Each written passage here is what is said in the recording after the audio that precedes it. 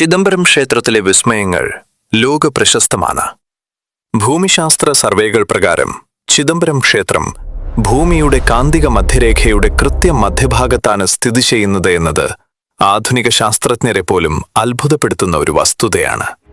വർഷങ്ങൾക്ക് മുൻപ് യാതൊരു ആധുനിക സാങ്കേതിക വിദ്യയുമില്ലാതെ എങ്ങനെ ഈ സ്ഥാനം ഇത്രത്തോളം കൃത്യമായി കണ്ടെത്തിയെന്നത് ഇന്നും അജ്ഞാതമാണ്.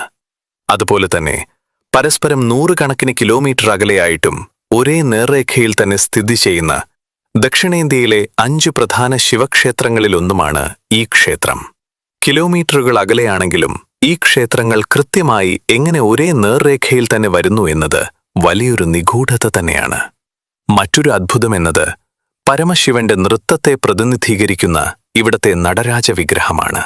പ്രപഞ്ച ചലനത്തെ സൂചിപ്പിക്കുന്നുവെന്ന് ശാസ്ത്രലോകം തന്നെ അംഗീകരിച്ചിട്ടുള്ള നടരാജ വിഗ്രഹത്തിന്റെ രൂപം ഇതിനോടുള്ള ആദരസൂചകമായി സ്വിറ്റ്സർലാൻഡിലെ European organization for nuclear research ലബോറട്ടറിക്ക് മുന്നിൽ സ്ഥാപിച്ചിട്ടുണ്ട്. യോഗസൂത്രത്തിന്റെ പരമാചാര്യനായ പതഞ്ജലി മഹർഷി ആരാധിച്ചുവന്ന ഈ ക്ഷേത്രം അറിവിന്റെയും വിസ്മയങ്ങളുടെയും കേന്ദ്രമായി നിലകൊള്ളുന്നു. ആത്മീയമായ ഇത്തരം അറിവുകൾ തുടർന്നും ലഭ്യമാകുവാൻ ഈ ചാനൽ സബ്സ്ക്രൈബ് ചെയ്യൂ. ഓം നമഃ ശിവായ.